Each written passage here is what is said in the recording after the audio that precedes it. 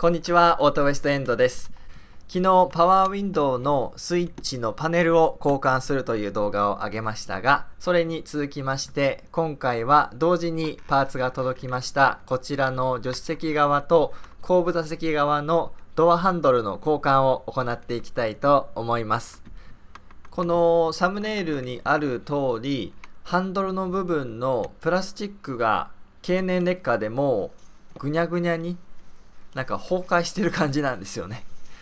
これも BMW あるあるの不具合というか、劣化だそうなんですが、これを今回このパーツがね、届きましたので交換していきます。こんな感じでマットな肌触りです。昨日上げたパワーウィンドウのスイッチパネルも同じような材質だったんですが、今これ取り出してますね。昨日取り付けたのはこちらです。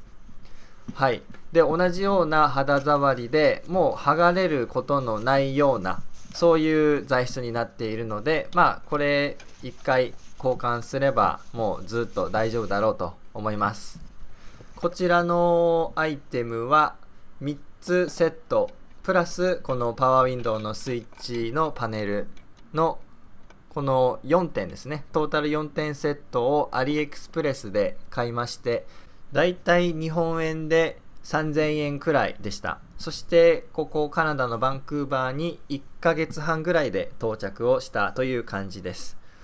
はい、パーツを見ていますが、クリップの位置などを確認してどこを外せばいいかというのを見ています。そしてこのハンドルについている穴を見ると、全部で3箇所ぐらいネジがボルトがあって止まっているようですね。はい。そしてこちらが現状の劣化してしまっているハンドルです。もうね、これ分かりますかね。もうベトベトなんですよね。これ僕は運転席に普段座ってるので、助手席に座ってる人がもうかわいそうで僕は逆に知らなかったんですけどね。言われて気づいたという。で、ほらこれやばいっすよね。どうしたもんか。も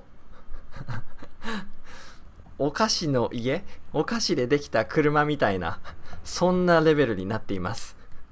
もうドロドロに溶けちゃっているプラスチックが、言ったらある意味環境にいいんですかね。自分で分解して帰ってくれるという意味では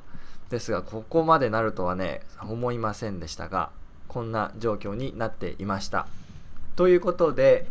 パネル外し用のヘラでこの手前のレザー調のハンドルを外していきます。こう間にぐいぐい押し込んでねいくんですが、それをやってる間にもこのプラスチック側、劣化してる方の部分がもうどんどん崩れてきてしまってすごいですよね。はい、取れましたという感じで、こちらは手前についているカバーの方ですね。パーツナンバーも書いてありますが、これよく見てみると、本側をこうちゃんと裁断して巻きつけてあるのが分かりました。ここまで本側だということは、これはね、やっぱり BMW 高いのは意味があるなと感心させられましたね。なのでここも以前レザーシートのクリーニング動画を上げた時に、こちらもレザーシート用のクリーナーで一応掃除をしていましたが、やっぱりそれでやっておいて正解だったなと思いました。そしてこんな感じで小さいホテルのシャンプーとかが入ってるボトルに移し替えて、レザー専用のクリーナー持ち運んでいます。それでちょっとねこぼれたとか掃除したいっていう時にこれを使ってきれいにしています。こんな感じでちょっとこのドアハンドルの劣化したプラスチックがこのレザーの方に移っていましたので、それをきれいに落としています。そしてもう一つコンディショナーの方もこんな感じでちっちゃいボトルに移してすぐ使えるようにしています。もともとの容器は割と大きいので持ち運ぶにはちょっとね大変なので、こんな感じで移しています。ちょっとねツヤが出る感じで、はい、これで保湿をできるということなので、皮をね大事にケアをしまして、そして問題のハンドルを外していきます。この工具の大きさは、まずは T10 というトルクスボルト、トルクスビットを使っています。星型のボルトですね。はい。で、続いて T の20というもう少し大きめのトルクスビットを使って、さらに2本ボルトがついていました。それを外していきます。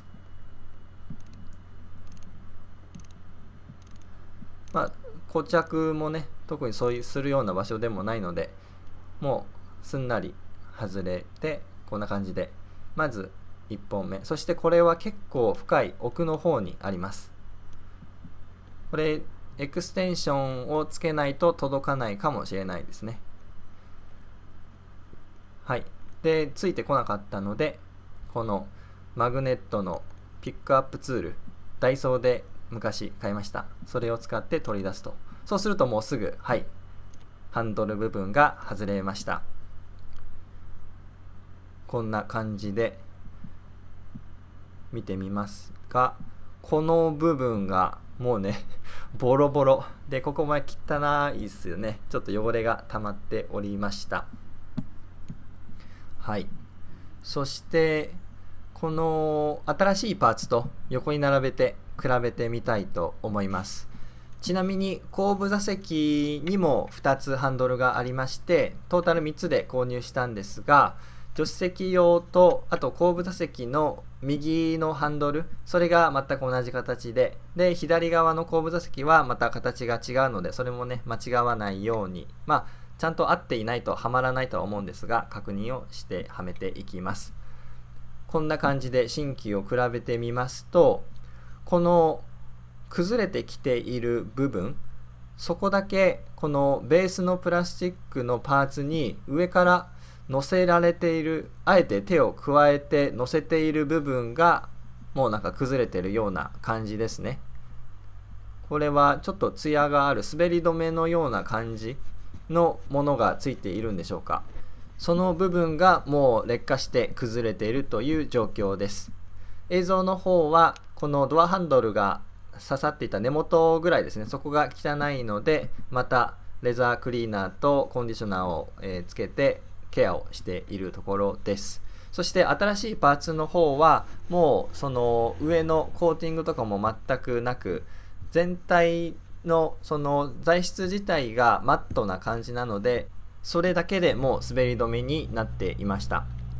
はい、それでは取り付けていきます。ボルト、まずは T20 の、ボルトをね2つはめていきます。こちら側は結構手前に穴があるので入れやすいですが、これは結構奥なので、このボルトをその穴に差し込むのが結構手こずりました。続いてこちらは T10 のトルクスビットで最後のボルトをはめていきます。そしてこちらはきれいにしましたレザーのカバー、この穴の開いているクリップ4つぐらいでしょうか、それをはめていきます。もうこれはただ押し込むだけなのですぐ簡単に取り付けることができます。こうね、この境目といいますか、ドアハンドルとこのアームレストのような部分、ちゃんとシームレスにこのつながっている、このレザーで全部コーティングしてうまいこと段差なくやってるのはさすがだなと思いました。はい。そしてこちらもうドロドロですが、これ夏ねの方が多分もうこの剥がれてきてしまうと思うので、もう手についたり服にねついた日には大変だったと思います。僕はね運転席だったので全く気づきませんでしたが、はい。続いて後部座席に移動して、それぞれハンドルを直していきたいと思います。もう工程は同じなので結構飛ばし気味でいきたいと思いますが、こちらも助手席ほどではないにしろ結構もう崩壊してきていますね。はい、そしてボルトを3つ外しまして、こうねピックアップツールを使いまして、でもうこの手順としてはもうとても買いやすい、何も複雑なことはない構造で、はい、交換はすごいしやすかったです。このパーツ自体のコーティングを剥がしてやろうとも思ったんですが、まあでもそこまでね、全部そのスイッチパネルのトリムも合わせて3000円ぐらいだったので、まあこれは新しく新調しようということで今回購入しました。そして T 同じく20のトルクスビットで留めていきます。ちなみにこのリアのドアの下にある灰皿がもう灰皿ではなく、おそらく小物入れみたいな感じになっているんですが、ここ逆にそのボトルとかも入れたいので、ゆくゆく外していこうかなと、その動画もまた撮っていこうかなと思います。はい、続いては助手席の後ろ側のドアハンドル、後部座席のドアハンドルになります。これは形状は全く助手席側のハンドルと同じになっています。こちらもボルト3本外して、そうするともうすぐハンドルが外れます。はい。掃除も忘れずにしまして、でこちら側は割とハンドルのレザーの方が傷んでいました。基本的にこっちの座席はうちはもう子供のチャイルドシートを乗せているのであんま使わないんですよね。乗り入れそこまでしないので、おそらく前のオーナーさんが使っていた時にこっちの助手席の後ろ側によく乗っていたんだと思います。運転席の後ろ側はレザーのハンドルも全然ほぼ傷がない状態でした。あと結構レザーに引っかいたような跡もあるので、あとペットの毛もあったんですよ、買った時。なのでワンちゃんを結構乗せていたのかなと思います。なんかね捜査班みたいに推理をしておりますが、はい、ということで3つハンドルを今回交換することができました。とりあえず助手席側だけかなと思ったんですが、ちょうどセットで売っていたのでまあ良かったです。いっぺんにね変えることができまして、はい、この劣化の具合がすごいですが、これは汗とかそういうのが混ざって劣化しちゃうんですかね。はい、ということでこちらが完成の図。昨日と今日引き続きだんだんインテリアも綺麗になってきていい感じです。ということで今回の動画ここあたりにしておきたいと思います。参考になったという方はいいねボタンを、こういった修理系の動画をまた見たいという方はぜひ登録ボタンをお願いいたします。それでは今回も最後までご覧いただきありがとうございました。またお会いしましょう。